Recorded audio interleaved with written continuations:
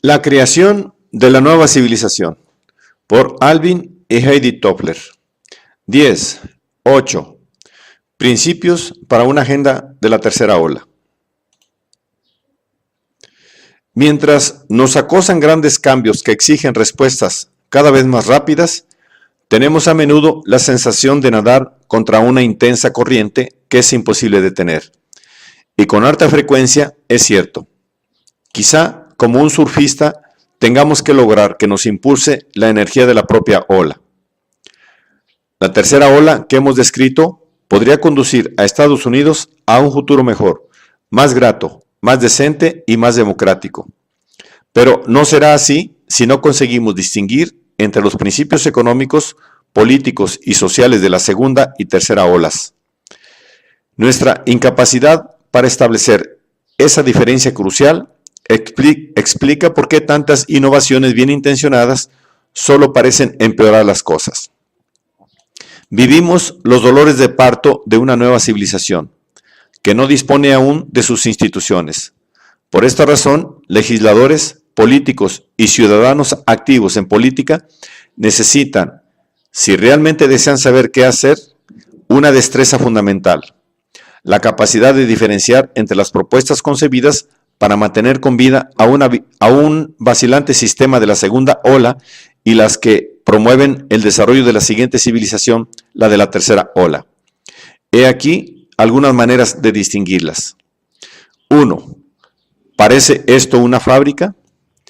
La fábrica se convirtió en el símbolo crucial de la sociedad industrial. Llegó a ser, de hecho, el modelo para la mayoría de las instituciones de la segunda ola. Pero la fábrica, tal como la conocemos, está esfumándose en el pasado. Las fábricas encarnan principios como uniformidad, centralización, máximo incremento, concentración y burocratización. La de la tercera ola es una producción postfabril basada sobre principios nuevos. Se desarrollan ambientes que guardan escasa semejanza con las fábricas. De hecho, una parte creciente procede de hogares y oficinas, coches y aviones.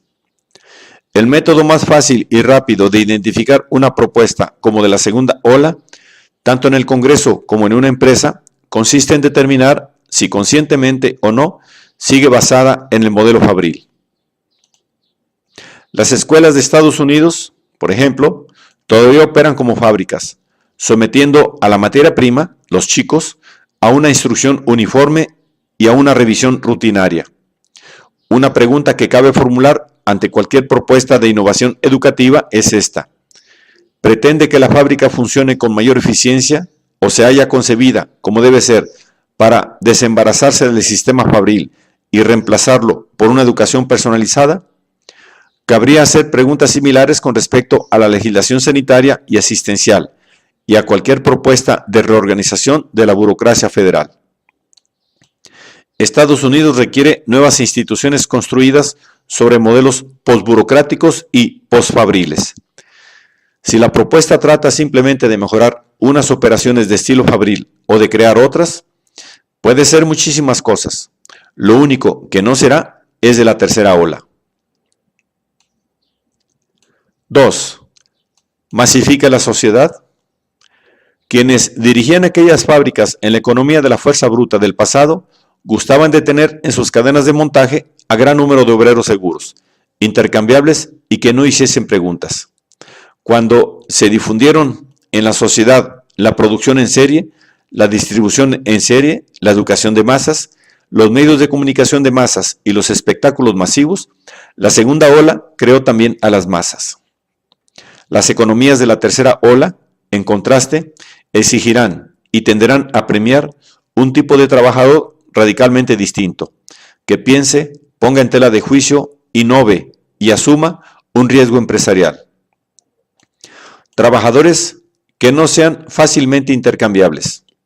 En otras palabras, favorecerán la individualidad, que no es necesariamente igual que individualismo. La nueva economía de la fuerza mental tiende a generar una diversidad social, una producción informatizada y personalizada, permite estilos materiales de vida muy distintos. Examine simplemente el Walmart de cualquier localidad con sus 110,000 productos distintos. Observe la amplia oferta de cafés de Starbucks en comparación con los que se vendían en Estados Unidos hace solo unos años. Pero no se trata sencillamente de cosas. Mucho más importante aún, la tercera ola también desmasifica la cultura, los valores y la moral. Unos medios de comunicación desmasificados transmiten a la cultura muy diferentes mensajes, a menudo en competencia. No se trata solo de distintos tipos de trabajo, sino también de clases diferentes de ocio, estilos artísticos y movimientos políticos. Hay también más sistemas de creencias religiosas y en este país multiétnico, asimismo, más distintos grupos nacionales, lingüísticos y raciales. Los de la segunda ola pretenden restaurar la sociedad de masas. Los de la tercera ola desean determinar cómo opera en nuestro favor la desmasificación. 3.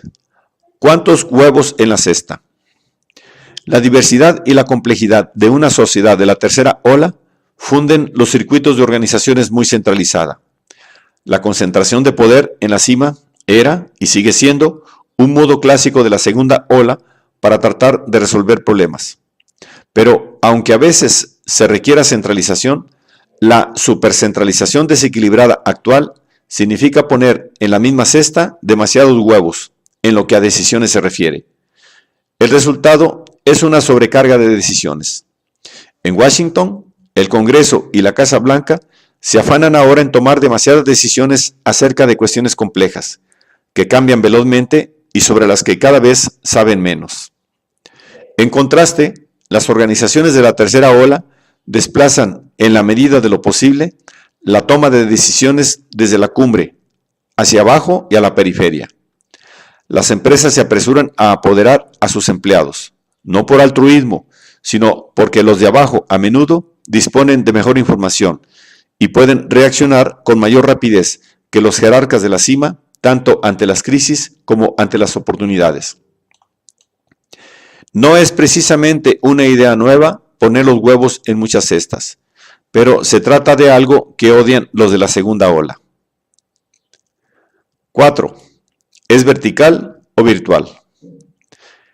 Las organizaciones de la segunda ola acumulan con el tiempo cada vez más funciones y se tornan obesas. Las organizaciones de la tercera ola, en lugar de sumar funciones, las restan o subcontratan para permanecer esbeltas. Como resultado, dejan atrás a los dinosaurios en vísperas de la nueva era glacial. A las organizaciones de la segunda ola les cuesta reprimir el impulso hacia una integración vertical. La idea de que para fabricar un coche usted tiene que extraer el mineral de hierro, enviarlo a la central siderúrgica, producir acero y remitirlo a la empresa automovilística. Las firmas de la tercera ola, por el contrario, confían mediante contratas tantas tareas como les resulte posible, a menudo a empresas menores de alta tecnología e incluso a individuos capaces de hacer el trabajo más deprisa, mejor y más barato.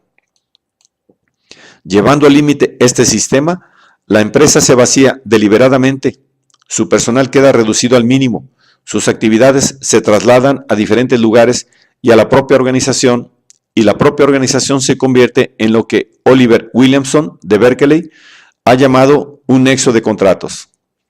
Charles Handy, de la London Business School, ha afirmado que estas organizaciones minimalistas y en parte invisibles son ahora los pernos de nuestro mundo.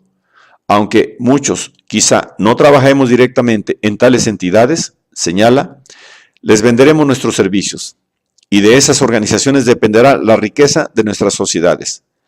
Handy y Williamson no son los únicos que han descrito esta forma radicalmente nueva de firma virtual, hecha posible por las tecnologías de información y comunicación de la tercera ola. Heidi Toffler, coautora de este libro y de todas las obras de las que aquí se han transcrito pasajes, ha introducido la importante idea de congruencia. Debe existir cierta compatibilidad entre los modos en que estén organizados los sectores privado y público para que no se ahoguen entre sí. Ahora, el sector privado avanza a la velocidad de un reactor supersónico. El sector público todavía no ha descargado sus maletas en la entrada del aeropuerto. Para evaluar una política o un programa, pregunte si es verticalista o virtualizador, el que habrá de aplicarlos. La respuesta determinará si prolonga simplemente el pasado inoperante o contribuye a introducir el futuro.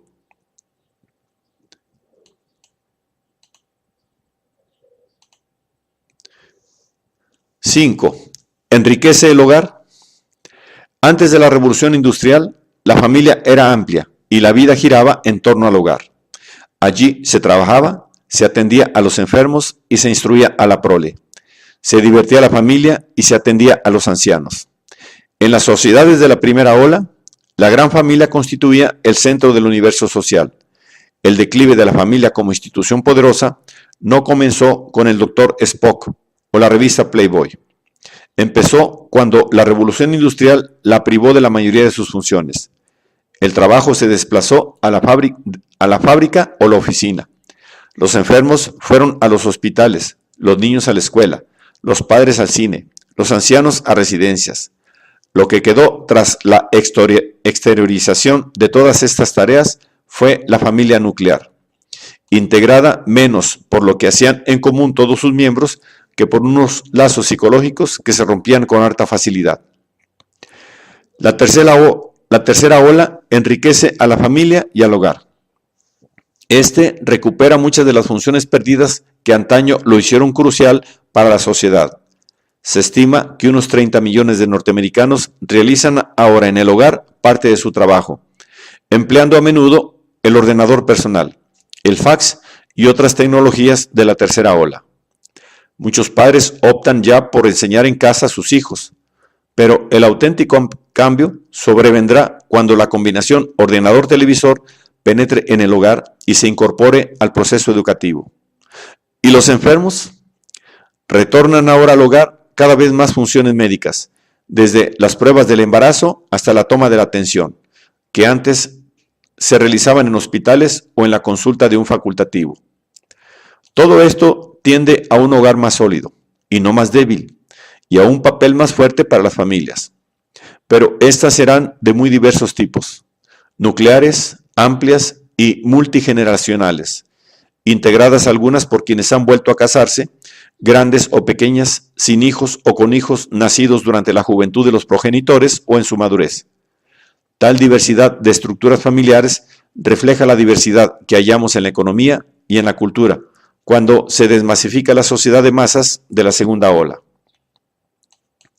La ironía es que muchos de los que abogan por los valores familiares ignoran que no favorecen el fortalecimiento de la familia cuando postulan un rápido retorno al hogar nuclear. Están tratando de reimplantar el modelo uniformado de la segunda ola. Si de verdad queremos consolidar la familia y que el hogar vuelva a ser una institución esencial, olvidemos cuestiones periféricas, aceptemos la diversidad y devolvamos al hogar tareas importantes. Sí, y asegurémonos de que el progenitor, mediante el control remoto.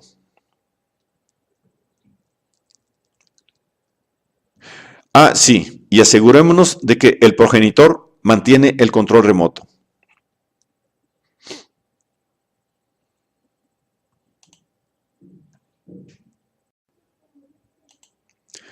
Estados Unidos suele ser el país a donde primero llega el futuro. Y si sufrimos el derrumbamiento de nuestras antiguas instituciones, también somos los precursores de una nueva civilización. Eso significa vivir con una gran incertidumbre. Significa esperar desequilibrios y trastornos. E implica que nadie posea la verdad plena y definitiva acerca del lugar al que nos dirigimos o siquiera el rumbo que deberíamos seguir. Necesitamos percibir por dónde vamos, sin dejar atrás ningún grupo, mientras creamos el futuro en nuestra esfera. Estos cuantos criterios pueden ayudarnos a distinguir unas políticas arraigadas en el pasado de la segunda ola, de las que tal vez contribuyan a facilitar nuestro camino hacia el futuro de la tercera ola. El peligro de cualquier lista de criterios estriba, sin embargo, en que algunas personas sientan la tentación de aplicarlos literal, mecánica e incluso fanáticamente. Y eso es lo contrario de lo que se requiere. la tolerancia ante el error, la ambigüedad y sobre todo la diversidad, respaldadas por un sentido del humor y de las proporciones. Son herramientas imprescindibles para disponer nuestro equipo de supervivencia en el asombroso viaje al próximo milenio. Hemos de prepararnos para la incursión quizá más apasionante de la historia.